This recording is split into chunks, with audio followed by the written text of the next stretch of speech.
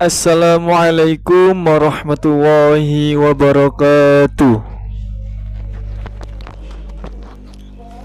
Perkenalkan, nama saya Wahyu Nur Qayyum. Di sini saya akan berpidato dengan tema indahnya toleransi dalam agama Islam.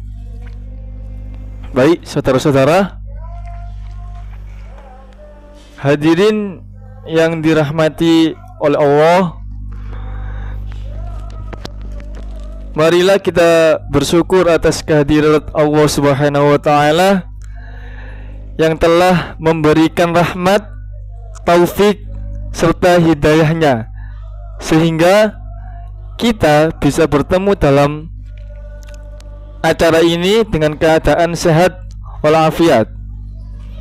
Sholawat serta salam senantiasa tercurah limpahkan kepada junjungan kita Nabi Muhammad Sallallahu Alaihi Wasallam yang telah membimbing kita dari jalan kegelapan menuju jalan yang terang benderang, yakni ad-dinul Islam wal iman.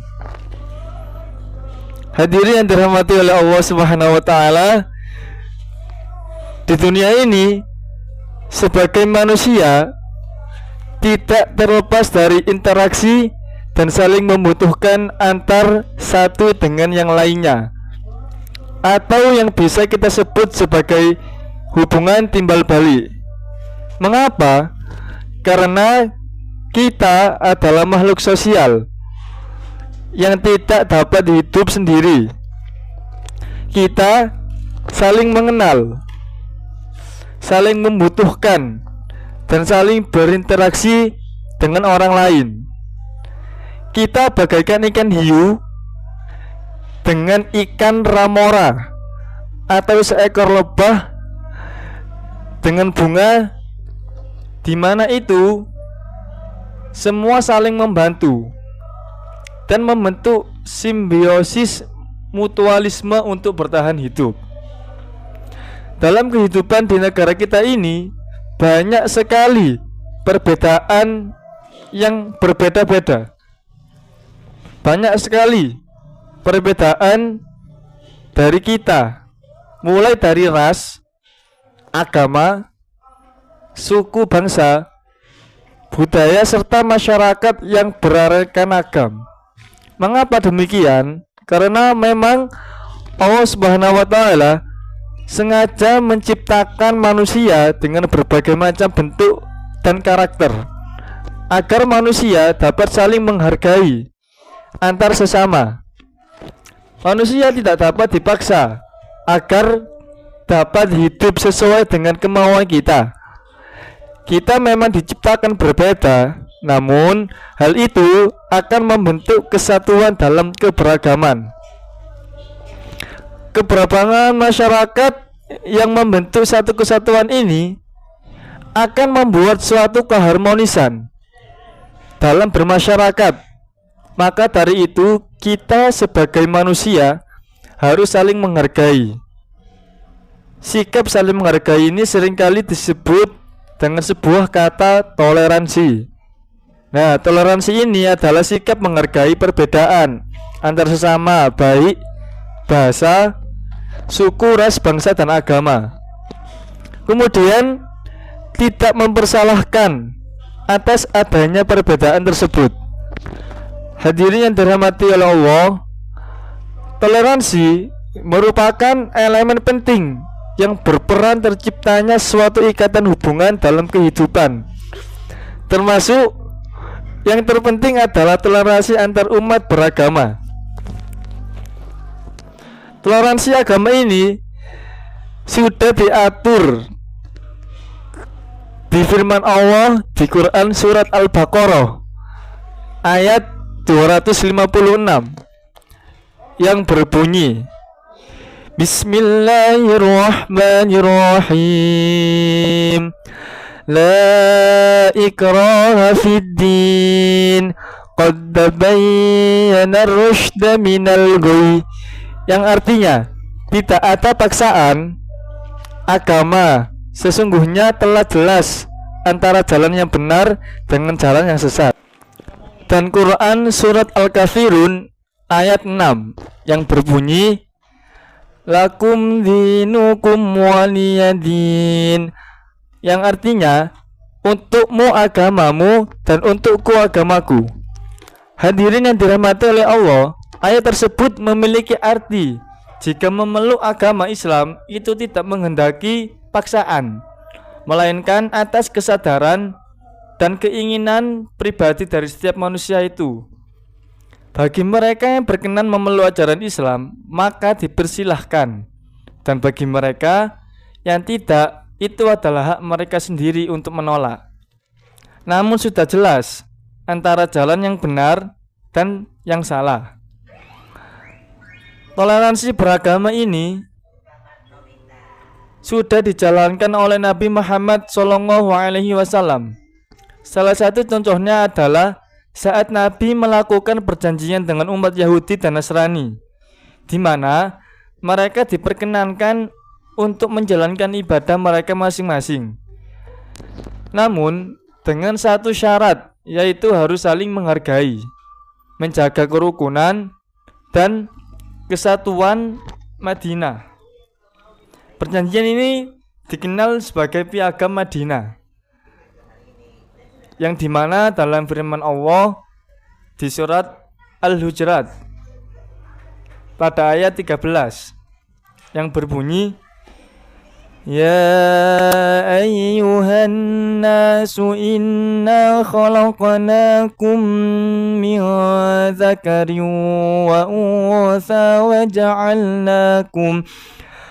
وجعلناكم شعوبا وقبائل لتعارفوا إن أكرمكم عند الله أتقاكم إن الله عليم خبير, yang artinya wahai manusia, sesungguhnya kami telah menciptakan kamu dari seorang laki-laki dan perempuan. Kemudian kami menjadikan kamu berbangsa-bangsa dan bersuku-suku agar kamu saling mengenal. Sesungguhnya yang paling mulia di antara kamu di sisi Allah adalah orang yang paling bertakwa.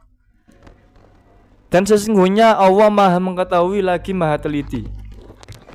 Ayat ini memberikan gambaran bahwa Allah Subhanahu wa taala menjadikan manusia untuk bersuku-suku dan berbangsa-bangsa dengan tujuan saling kenal mengenal satu sama lain, untuk bersatunya sebuah bangsa dan suku agar bersama dan bersatu dengan sikap saling menghargai dan toleransi sebuah perbedaan.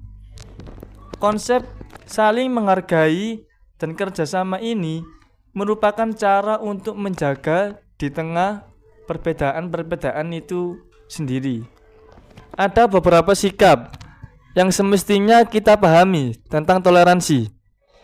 Hal ini untuk menjaga kerukunan dan kedamaian atas anugerah perbedaan. Yang pertama, yaitu menjaga sikap menghormati dan belajar dari orang lain. Sikap menghormati dan belajar dari orang lain ini adalah sebuah sikap toleransi. Belajar dari orang lain adalah sikap terbaik, karena menghargai dan menghormati orang lain akan membuat orang lain senang. Belajar dari bangsa lain adalah sebuah kehormatan bagi bangsa lain dan persahabatan bagi bangsa kita.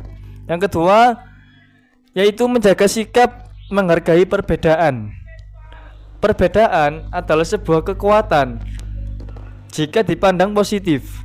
Dengan cara menghargai perbedaan antara satu sama lain akan melahirkan kerukunan antar suku dan bangsa. Yang ketiga, yaitu menjaga sikap menyatukan keseimbangan kesenjangan di antara kita sehingga sampai pada kesamaan sikap. Menyatukan kesenjangan menuju kesamaan sikap dan tujuan bersama adalah sebuah usaha yang dilakukan antar suku dan bangsa. Dengan demikian, kesenjangan tidak akan terjadi. Hadirin yang dirahmati Allah, pesan terakhir dari saya adalah bahwa kita adalah sesama manusia yang sejatinya tidak bisa memilih dilahirkan dalam bentuk apa dan bagaimana. Sewaktu lahir kita tidak bisa memilih agama, suku, dan siapa yang melahirkan kita. Itulah kebesaran Tuhan yang dinamakan takdir. Islam mengajarkan kita untuk toleransi dengan menghormati ibadah dan hari perayaan non-muslim. Kita memahami bahwa Tuhan yang kita sembah tidak sama dan cara beribadah kita juga tidak sama. Bagi kalian agama kalian dan bagiku agamaku, dan aku bertanggung jawab atas hal itu. Kita tidak boleh memaksakan orang lain untuk menganut agama kita. Tidak boleh juga menghina agama lain, juga mengganggu umat agama lain untuk beribadah sesuai agama dan kepercayaan mereka. Hadirin yang dirahmati Allah, peribadahan itu hadir bukan sebagai pemisah, tapi untuk mengeratkan hubungan dengan memperkaya warna dunia. Berbeda, tapi tetap satu selera, satu tujuan, yaitu menciptakan kehidupan yang damai dan membentuk ikatan yang saling menguntungkan. Hadirin yang dirahmati Allah, untuk itu marilah mulai sekarang kita tanamkan sikap saling menghormati dan menghargai antar sesama. Kita tahu bahwa air dan udara adalah satu elemen yang berbeda, namun kita membutuhkan keduanya. Begitu juga dengan manusia dan keanekaragamannya. Kita memang berbeda, namun tetap saling membutuhkan. Maka dari itu, marilah kita hidup rukun, toleransi, dan damai dalam perbedaan. Bayangkan jika di negara kita ini, masyarakatnya tidak mengenal apa yang dinamakan dengan toleransi. Agama kita itu kan banyak sekali. Di dalam Indonesia ini agama kita itu sangat beragam. Suku, ras, dan bangsanya itu juga sangat banyak. Kalau semua itu tidak mengenal dengan kata toleransi, bisa saja kita akan berperang saudara. Maka dari itu toleransi ini sangat penting sebagai pemersatu bangsa. Demikian pidato dari saya. Semoga menjadi acuan agar kita bisa hidup dengan damai. Sekian dan terima kasih. Wassalamualaikum warahmatullahi wabarakatuh.